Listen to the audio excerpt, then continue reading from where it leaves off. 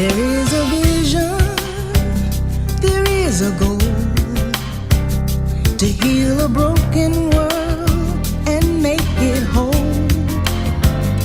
We are committed, we have a choice to stand united, one love, one voice. Be brave, courageous, make love contagious, and spread it all over the world.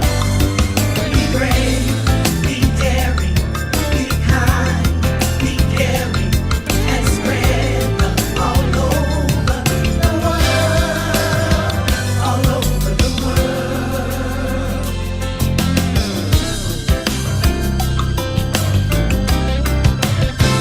No one to conquer, no one to fight, just an open heart willing to do what's right.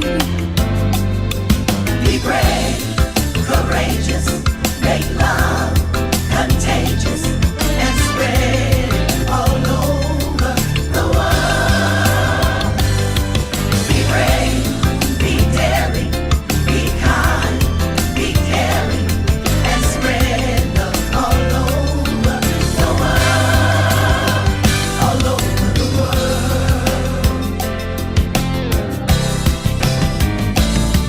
There's a warrior of peace within us. If we dare to let love lead the way, if we can stop believing the lies that divide us, then we can rise above the fears of yesterday, today. So be brave, courageous, make love contagious, and spread it all over the world. Be brave and be daring, be kind and be caring.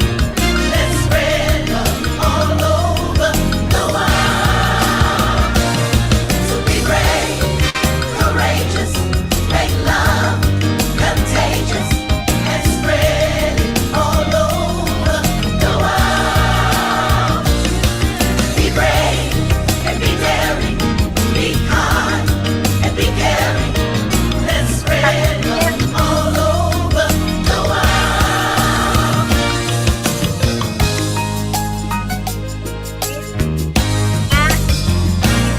So be brave.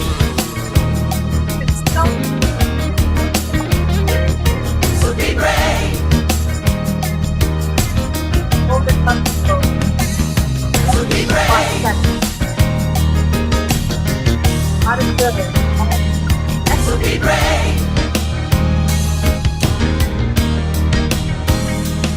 So be brave. Yes. Hey, Mark. Hey, Esther. We have had to be brave. It's the past couple of weeks, really tapping into the courageousness and the humility and the courage that is God within us Hmm. to come to this decision that we've come to about Soul Recovery Global. So it's been an interesting week and a half for us. Yes. It really has. It really has. And it's like, there's a lesson in A Course in Miracles. It says, we don't know what anything is for. And, I'm really leaning into that for us. Like, we don't know what this is for. We don't know, although it seems like such a short little time, God's infinite. God's love extends forever. So I got to hang out with you for a stretch of time. I'll never forget that in my entire life. Ever. It was such a transformational experience to be with you, my brother, and also these wonderful people that have shown up every single week. Mhm. Our work has been so impactful, not only here on Wednesday nights, but in the immersion sessions. So God is, and we are so grateful. Yes? Truly, it is or it isn't, and it is here. God is here. Yeah. Yeah. So thank you again, my friends. Mhm. Yes. So, oh my God. I am Yeah. like, You're up. I'm up. I am here. So First of all, welcome to Soul Recovery Global. We are so honored that you are here. And so just to go through a few logistics, please make sure that your cell phone is turned off, your camera's turned off, your mic is turned off, because we want this moment, this time to be just for you. This sacred time, we want you to be here with us. We want to be here with you. And so we just welcome you. We love you. We appreciate you. And now I would like to welcome our host, our community member who's been here every week and in the immersion sessions, Steph. We just thank you so much. So we're bringing on Steph now. Thank you so much, Esther. It's been an honor. Okay, so hi, my name is Steph, and I'm honored to be your host this evening. If this is your first time, welcome. We're so glad you're here. And we want you to know that here at Soul Recovery Global, instead of seeing addiction as an affliction, we see it as a calling, a portal to awakening. What you will find here is no dogma, no shame, no guilt trips, just truth, healing, and a loving, supportive community. When it comes to healing from addictions, and we add all fear, the Big Book of Alcoholics Anonymous says there is one who has all power. That one is God. May you find God now. Here you will find that God, one that adores you, meets you exactly where you are, and calls you into remembering your wholeness, your spiritual perfection, and your unlimited worth. Our vision here at Soul Recovery Global is a world recovered from addiction by the unlimited power of God. Whether you've been in recovery for days or decades, or you're simply seeking deep freedom and healing, you are welcome here. And now let's welcome music by our fabulous guest, Arne.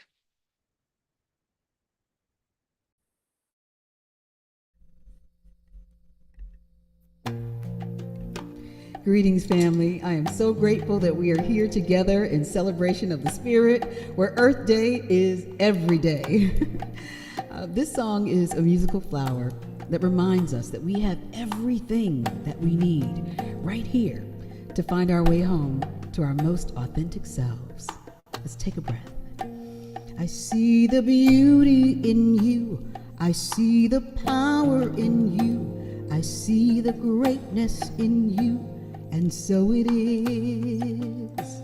I see the child in you. I see the sweetness in you. I see the softness in you. And so it is. I can see it. It's right there before me. I can feel it deep in my soul. I just know it, that you are an angel full of magic and power and pure sweet love. I see the goodness in you. I see the wisdom in you. I see the strength in you. And so it is.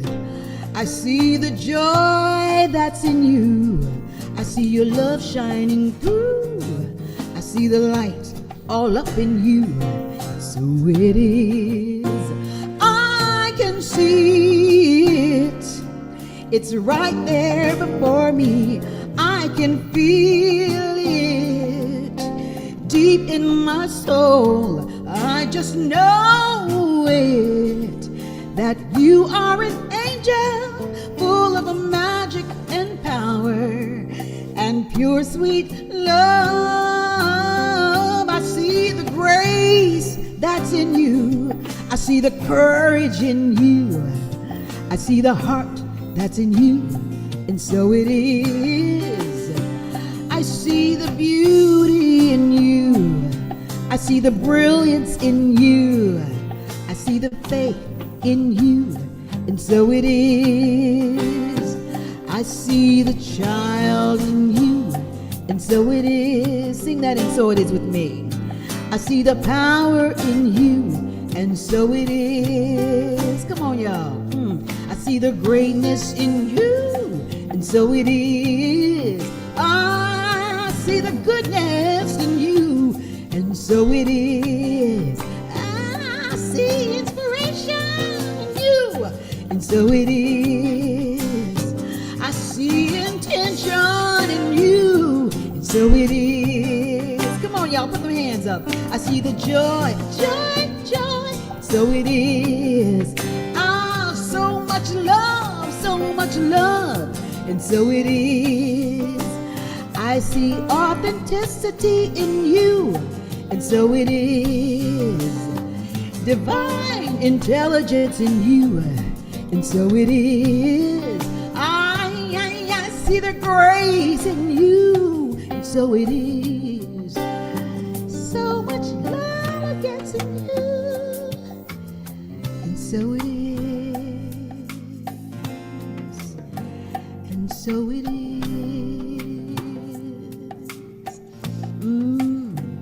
And so it is.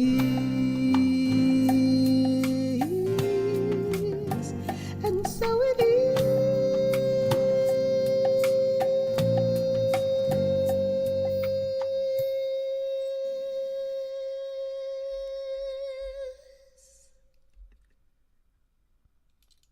I see it. Thank you. That was gorgeous, Arne. Wow. Thank you. Thank you so much. Good evening, everybody, again. Oh, my internet looks a little slow. Hopefully we're doing okay here. So we'd like to take this time to do a little meditation, going within, getting ourselves centered to receive. We'll simply focus on our breath and spend about 3 minutes in the silence. We'll be in communion together, although we are physically separate. In God, we are definitely united and one. So breathe deeply, breathe together, and see if you can keep your mind focused on the breath. Let it calm down. If it wanders, if a thought takes you away, when you catch it, let that thought go. Return to the breath. So if it's comfortable for you to close your eyes and join me, we will just breathe and be.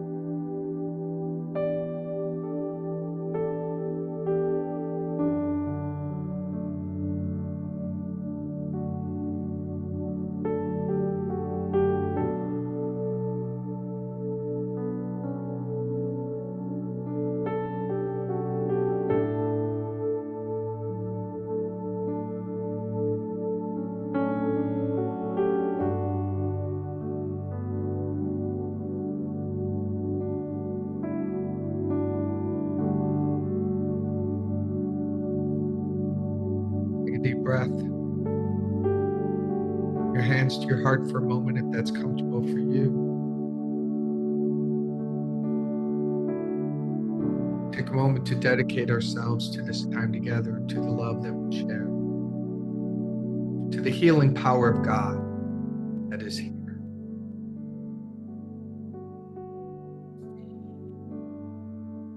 Opening your eyes.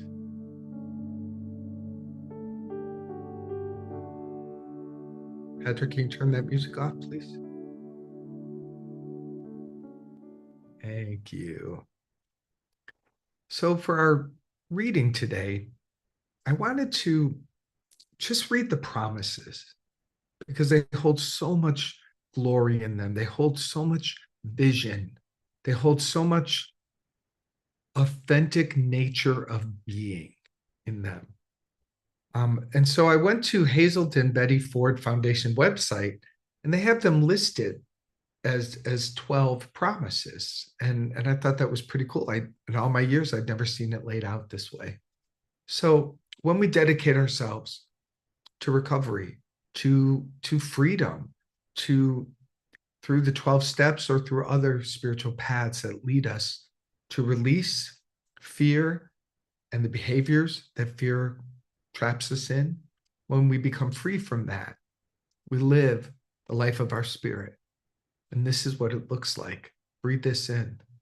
Promise 1, we're going to know a new freedom and a new happiness.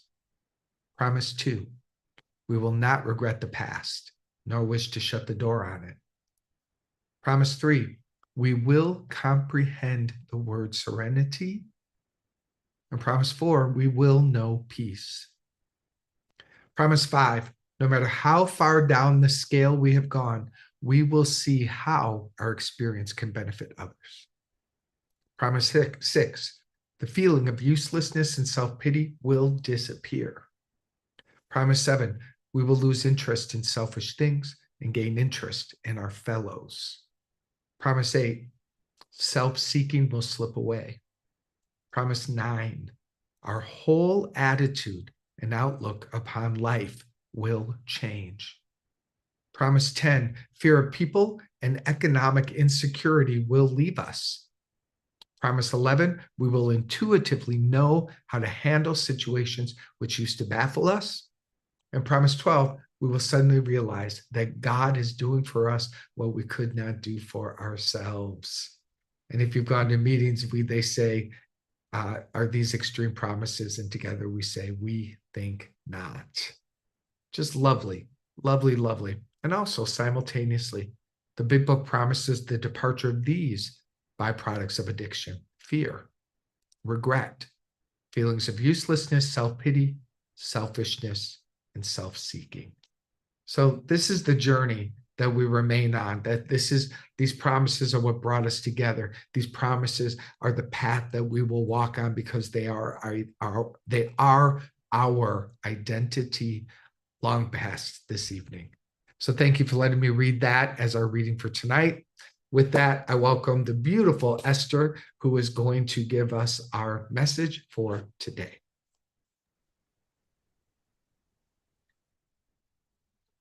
Hey, where am I? There we go.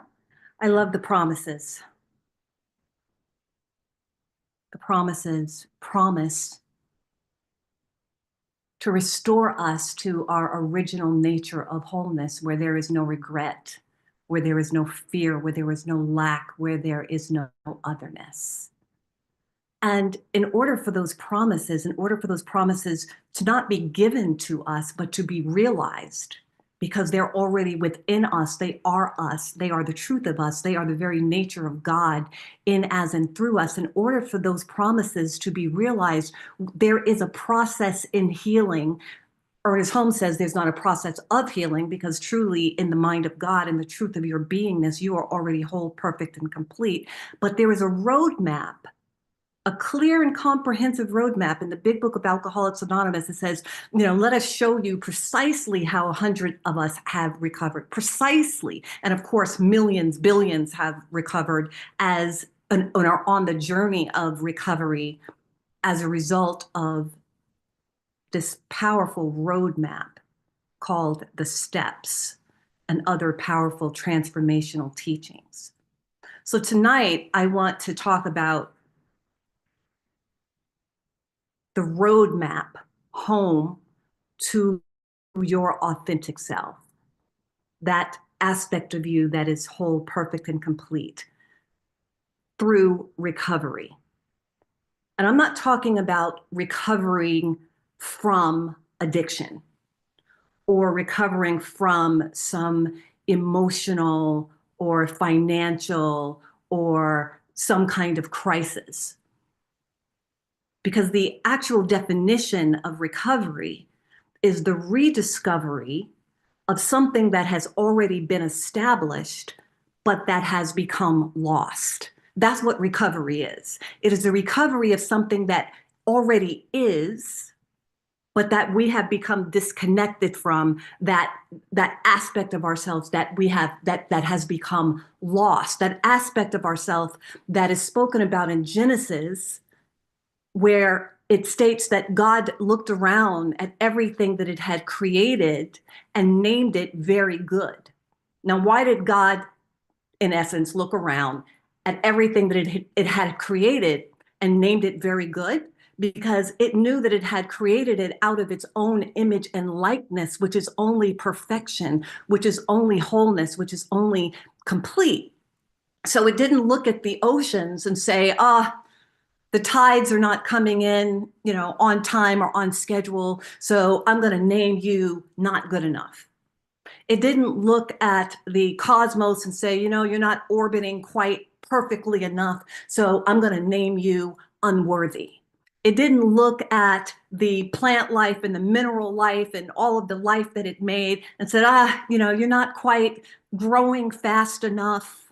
You're not quite doing it the way I want you to do it, so I'm going to name you not good enough. And it did not create you, beloved, out of its image and likeness and name you because of any mistakes or any addictions or anything that you might be going through and name you shame. No, it doesn't see shame. It doesn't see mistakes. It doesn't see anything other than itself as you, the beloved.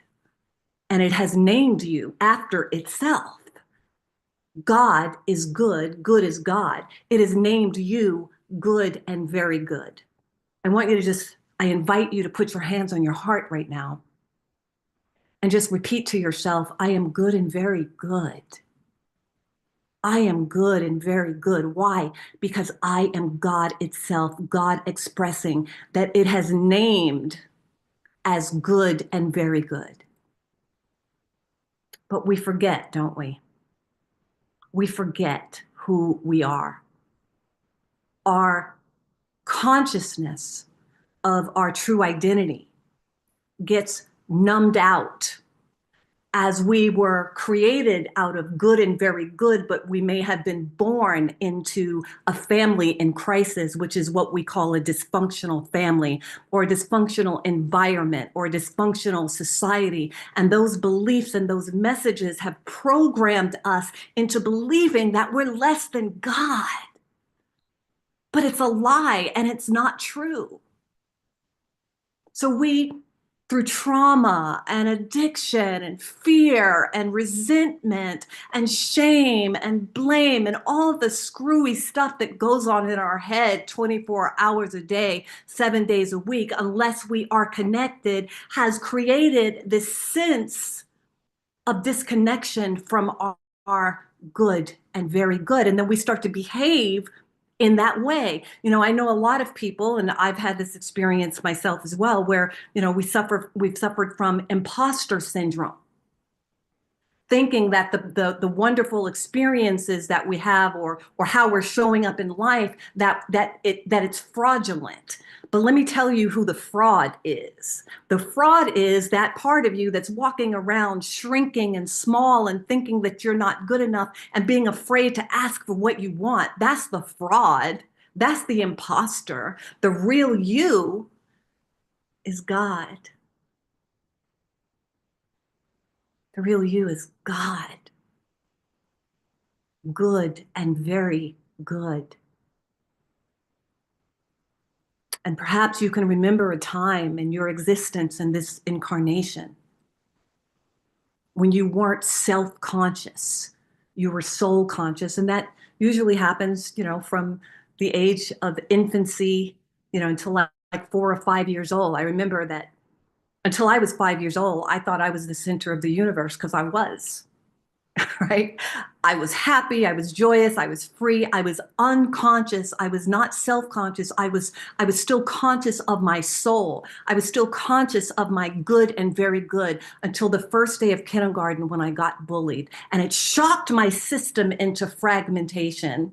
It fragmented my consciousness into shock and trauma because it had taken me out of, oh my God, like like this isn't supposed to happen. And then what happened? I took that trauma, I took that experience, and it turned into an attitude of fear. And then it turned into a belief of I'm not safe. And then it turned into a way of being of anxiety. And then what happens based on an impersonal law of attraction? I created unsafe situations over and over and over again because the law of attraction is impersonal, right? Until I woke up and remembered that I am good and very good. And maybe you can relate to that right now, where there was a time in your existence where you were just free and you had no idea that you didn't even care about what anybody thought about you or anything like that. And then one day somebody told you a lie about yourself, or someone did something so shocking to your system that you became fragmented and you lost your connection to your soul. You lost your connection to your good and very good. I've heard this story many times, and I don't know if it's true or whether it's an allegory or what, but I can certainly relate to it, and I'm certainly that you can as well, about this little boy who his parents brought his infant brother home from the hospital the first day. And this little boy was begging his parents, please let me just spend like 2 minutes alone with my baby brother. And the parents finally relented, and but they stood right outside of the nursery and to listen and to see what was going on. And they heard the little 5-year-old say to the infant, will you please remind me of who I am because I'm starting to forget? Will you please remind me of who I am because I'm starting to forget? Maybe you can remember when you started getting numbed out to your true identity and you started being so self-conscious and so afraid and feeling unworthy and not enough and shame. So no, we are not here to recover from anything. We are here to recover, rediscover, and reawaken to our good and very good. Because here's what the illusions of unworthiness, not enoughness, betrayal, abandonment, and all that stuff, here's what it will do. It will make your unconscious decisions without your conscious permission. Let me say that again. It will make your unconscious decisions without your conscious permission. How many times have you consciously said, I'm not going to practice whatever that addiction is or practice that destructive behavior again? And I know you meant it from the bottom of your heart because I've done that so many times. I meant it with everything in me, everything holy. And the next thing I knew, I was doing that very thing that I swore up and down that I was done with, I was through with, it was over. But the unconscious programming of unworthiness and not enoughness in the 90% of our unconscious mind is more powerful than the 10% of your conscious mind. And those illusions, they show up in this dis-ease, or the disease as it's called in recovery. It is insidious. And it is cunning and baffling and powerful. And we may not even know that we're acting in that particular way until we really connect or commit to this recovery journey where we become aware. So what is unworthiness and not enoughness and shame and feelings of undeservingness? What do they look like in your practical everyday life? Well, they look like you're saying yes when you really mean no. Take that in for a minute. Saying yes when you really mean no, or saying no when you really mean yes. It looks like the inability to set goals and stick to them because unworthiness creates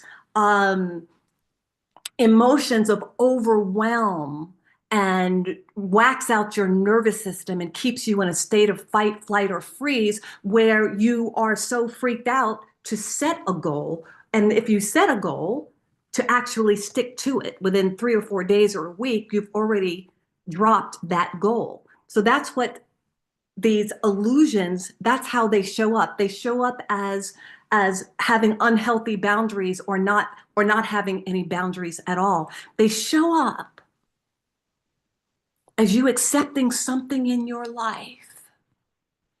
Stick with me here for a minute. They show up as you accepting something in your life that you know is too small for you. Can I get an amen?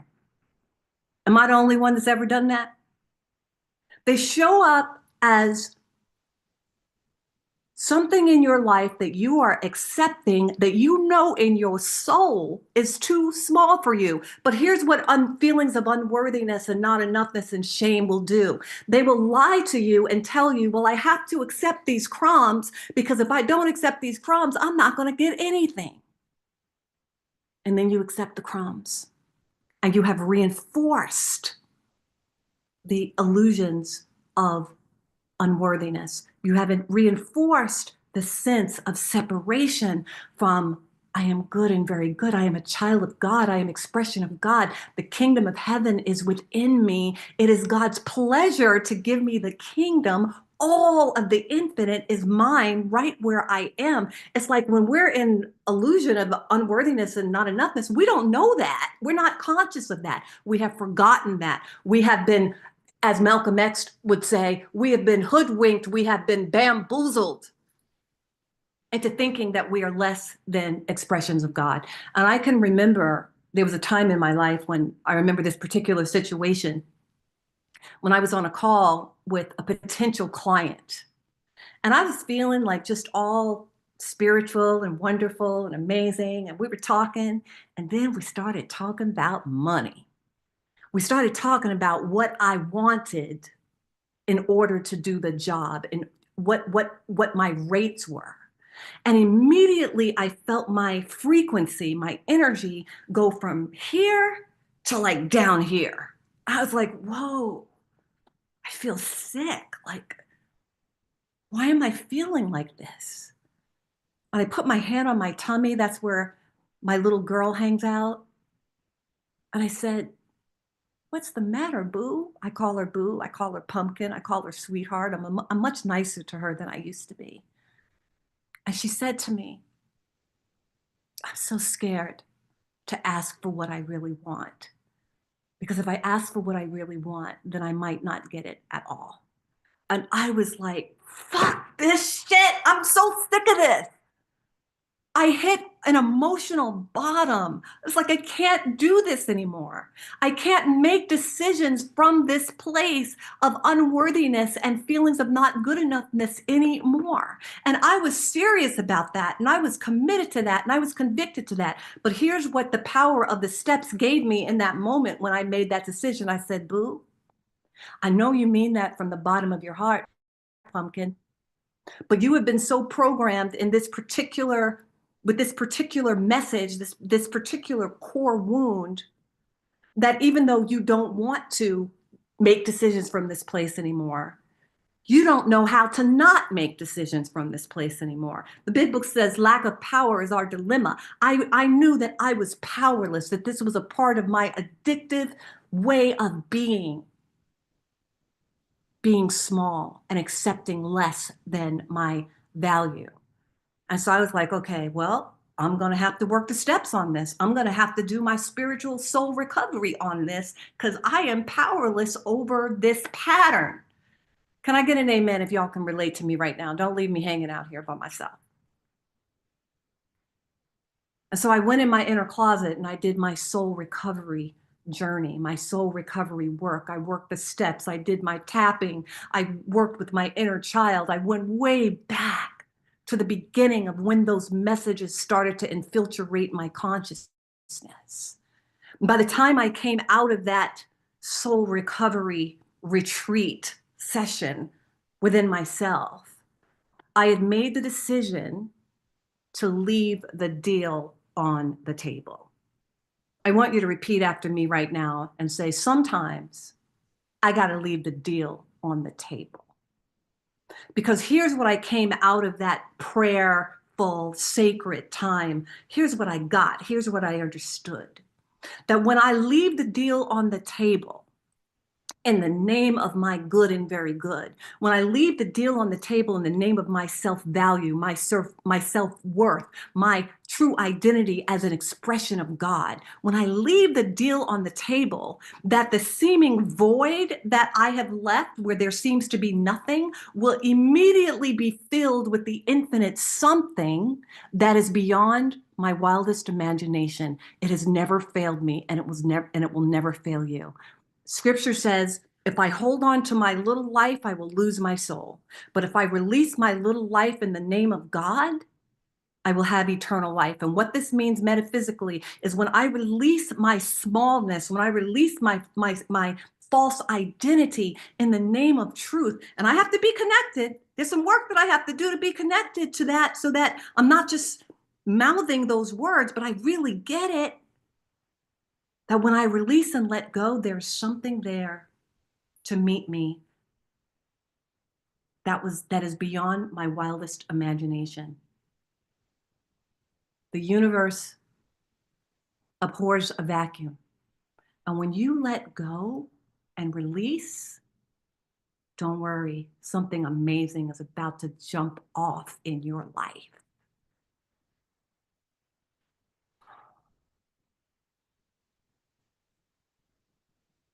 So many people come to me for help saying, I have a relationship problem, I have money problems, I have an addiction problem. It's like, no, boo, you don't have an addiction problem. You don't have a money problem. You don't have a relationship problem. You don't have a procrastination problem. Those are the symptoms. Those are the symptoms of the illusion that you are disconnected and separate and apart from your good and very good, your true identity made in the image and likeness of God. And so that's why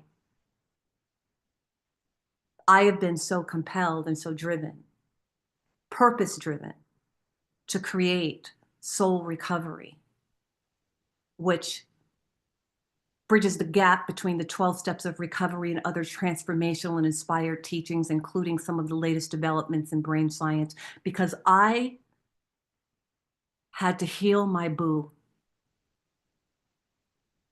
My boo was killing me.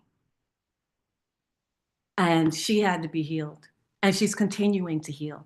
I had to find a way to get down in that in my unconscious mind. The big book says we must enlarge our spiritual lives. I had to go deeper and further than I've ever gone before, and I'm continuing to go deeper than I've ever gone before, because we don't pull over and park in this journey. We continue to grow and we continue to expand. And as connected as I am right now, oh my God, I can't wait to see what's going to come. I can't wait to see what's going to come for you. So when I had that experience in the back of the cab, where I had that spiritual experience, that was not only the first day or the beginning of my sobriety or my abstinence from substance abuse. It was my first day of conscious soul recovery. Because here's the thing, what I found out. You can get your dreams answered. You can get your dreams fulfilled. When I was on the road with Bette Midler and Rod Stewart and on Oprah and all of that, I had some of those dreams fulfilled. But every single day I was waiting for somebody to drop the other shoe and tell me I was fired.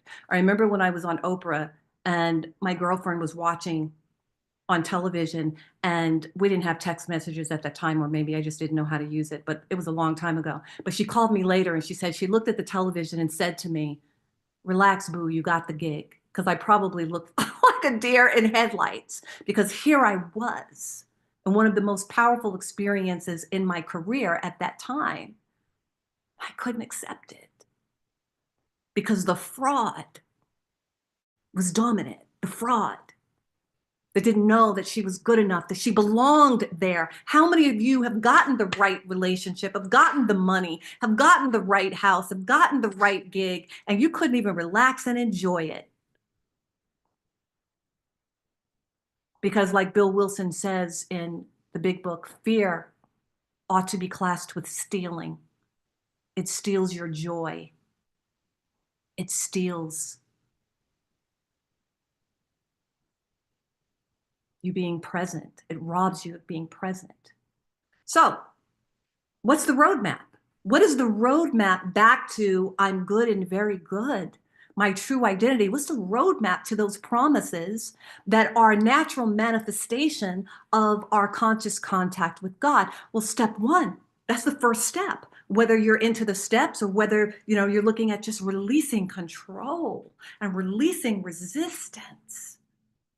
Because here's what addiction is. Addiction is when we are so attached to a belief system, a thought pattern, or behavioral pattern that we become enslaved or in bondage to it. And the only way to become untethered from those patterns is to admit, I've got a problem and I am powerless and I cannot heal this problem from the level of the problem that created the problem.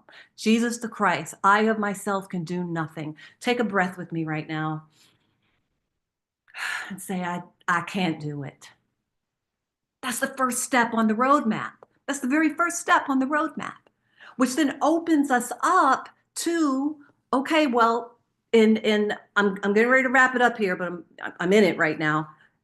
That brings us to, I think it's chapter 5 in the big book where it says, we admit that we are addicts, that no human power can relieve us of our addictions, and that God could and would if we were sought. So in the first step, if I'm realizing that I'm powerless and I can't help myself, I can't heal myself, and no human power can do this. I don't know about you, but there have been times when I've gone to every counselor, every therapist on the planet and, did me some good. It helped me a little bit, but they couldn't heal me. So I don't have any place else to go. We don't have any place else to go after the first step, but being willing to come to believe that there is a power greater than ourselves that can restore us to sanity. And what is sanity? Sanity is reality with the capital R. What is reality with the capital R? God, I'm good and very good. My soul, the truth of my beingness, my true identity. But in order for this power to in order for you to awaken to this power that is already being that. So God doesn't restore you to sanity. God is sanity itself. So the roadmap actually just awakens you to the sanity, your reality that's already happening. And guess what? I came to believe that a power greater than myself can restore me to sanity. The power greater than yourself is actually your real self. But in order for this power, in order for you to have access to this power, you have to make a decision to turn your will and your life over to the care of God, which is the third step. And I like to say, if the God of your understanding isn't working for you, then it's time to get a new God, or it's time to get a new understanding. And that is totally cool. That's what's up. If the God of your understanding isn't working in your life, then you are the problem, not God. And I'm not talking about problem in terms of being bad or shame. I'm talking about the problem in terms of I have a misunderstanding. I'm disconnected from what God really is as me, as all life.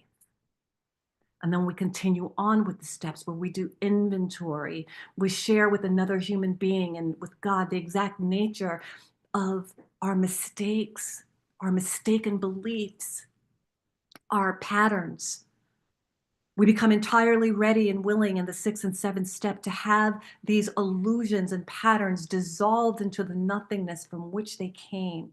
But we must cooperate with those steps. There's some different actions that we must take as we're making these decisions. And then we make a list of people that we have harmed when we were asleep. Because when we are asleep to our good and very good, we cause harm. We cause harm to other people. We cause harm to ourselves because that's a part of the third dimensional world. That's an aspect of the third dimensional world. And Maya Angelou said, stated, when I'm not connected, I'm dangerous and I'm in danger. And think about those times when you haven't been connected and you just like wreaked havoc in somebody's life or your own life, or you created unmanageability somewhere. And the 9th step says, we became willing to make amends, except when to do so would injure them or others. So we don't get to relieve our guilt on someone else.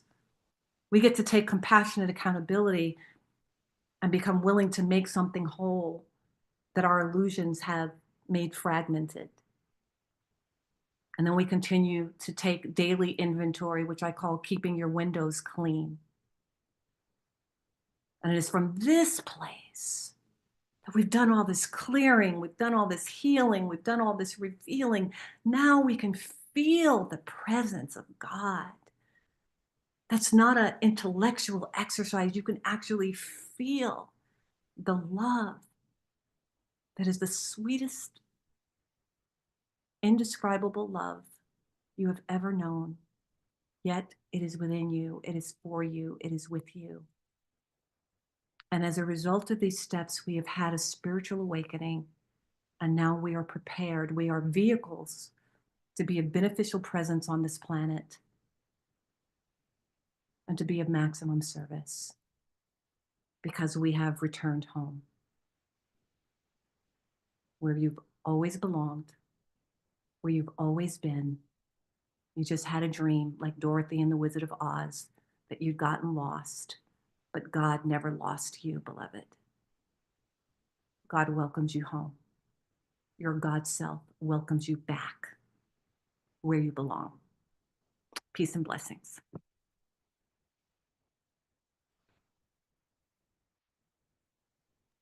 Thank you so much, Esther. That was stunning. Absolutely stunning. Talk about the best way to end our time as this gathering. That's absolutely beautiful. Thank you. We're going to invite Arne back to share some beautiful music with us.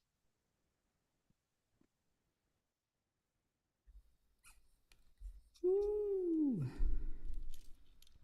I need a minute.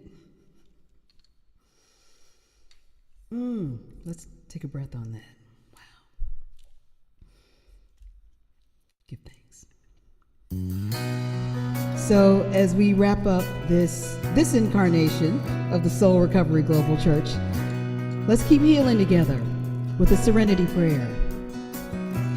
God grant me the serenity to accept the things I cannot change, the courage to change all I can, and the wisdom, yes, the wisdom to know the difference.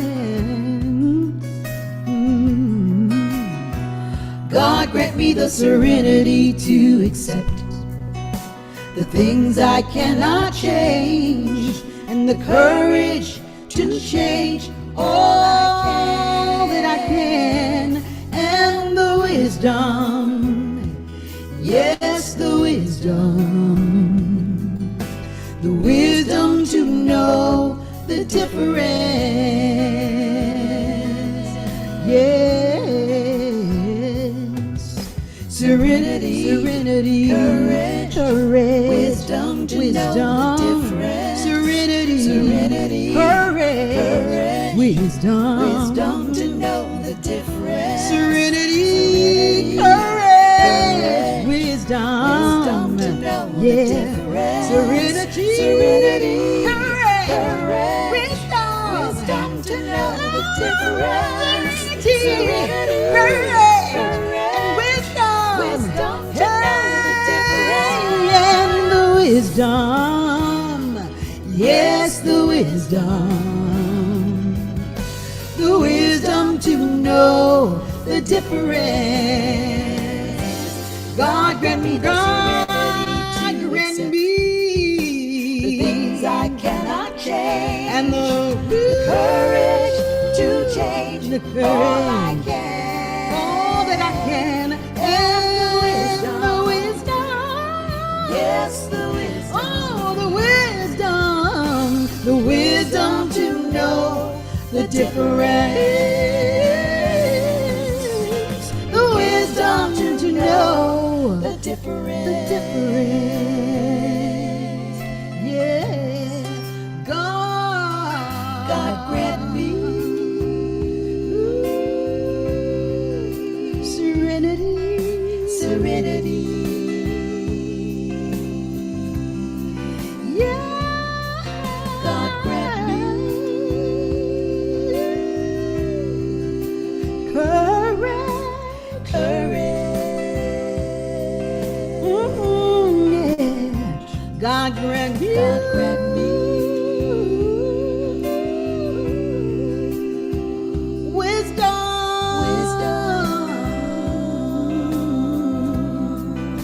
God, please. God grant Need loving kindness. loving kindness. Who needs loving kindness? Who needs? God grant me Who needs compassion? compassion. Especially self-compassion to yourself. God grant me God grant me forgiveness. forgiveness. Forgiveness. Forgiveness. Forgiveness. God grant me. God grant me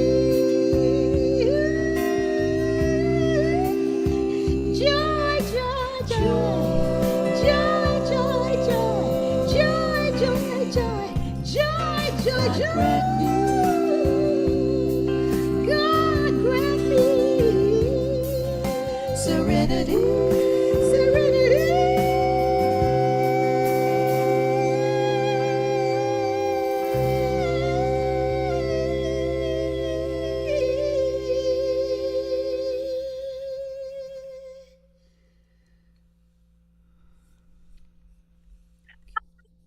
Girl, you bring it every time. What is happening tonight? Here. I'm-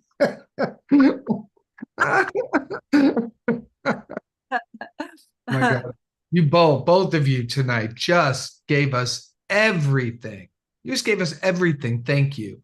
Thank you. I mean, if that's not the way to end a show, I don't know what is. That is a grand finale. Thank you, both of you, Arne and Esther. And everyone here, thank you for being a part of this. And we want to ask you to make a contribution. If you were fed tonight, if Arne's music, if Esther's fire and beautiful passion that she poured into her talk tonight moved you, please make a donation. It makes a big difference. We really appreciate your support as we wrap things up. It helps. So thank you. Thank you for that. Following this, we're going to move into our fellowship, where we'll have our final time for you to share and to be together in that. Anything you want to add before that, my friend? I do. I just want to say how much I love you guys and appreciate you so much. And I want you to walk away knowing that. And also that there are ways that you can keep up with me and Mark. There are ways that you can continue to do our work, because soul recovery continues. Miraculous recovery continues. The work that we do continues. So I've just put my website in the chat, esthernicholson.com, and that's Esther without an H. Please go there. I'm offering a 21-day journey to your authentic self that has tapping videos, that has 2-minute audio meditations for 21 days, prayers, meditations at like a very low cost. So if you want to get into if you don't already have one, a spiritual regimen practice in a clear and comprehensive way that's day by day, then please go on over to the website and get the program, 21-Day Journey to Your Authentic Self. And yeah, and just you're in my heart, and I love you guys. Thank you. Yeah, thank you, Esther.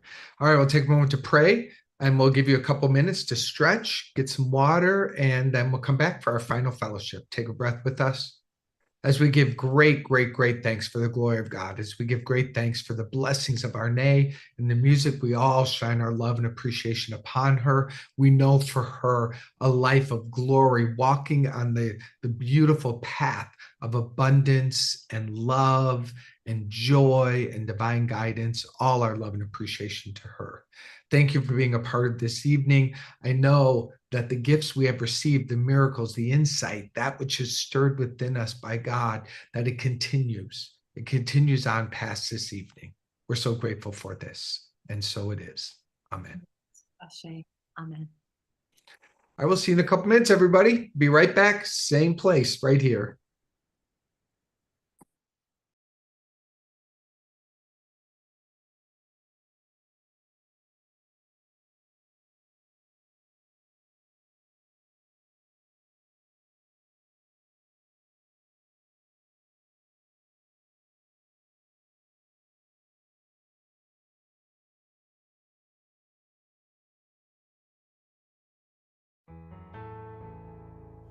Why not me? I ask myself, was the song I sang off key? Hold back those tears, convince yourself, just wasn't meant to be. Some wish upon a star and hope one day that wish comes true. But I'm asking God with much regard, how the dreams I want taboo. Born for this, destined for greatness. Am I prepared for this? Your strength for my weakness. Found that life's not always easy. Question if it's worth the risk. Follow my heart and it will lead me. And yes, I was born to be. I will not go. They told me no. There's nothing down there for me. Lying in my bed, can't get it out of my head. Am I where I'm supposed to be? Can't let the words control my life. My pride I will defend. If I work hard, won't it take me far? And in the end, will I win? Born for this, destined for greatness. Am I prepared for this? Your strength for my weakness. Found that life's not always easy. Question if it's worth the risk. Follow my heart and it will lead me. And yes, I was born for thee.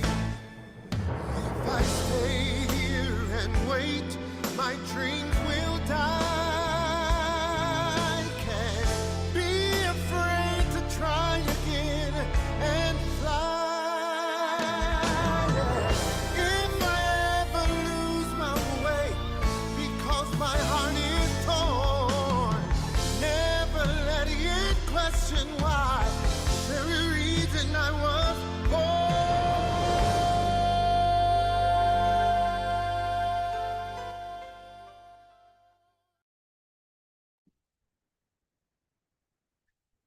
All right, everybody, welcome. Feel free to pop on your videos so we can see your beautiful faces.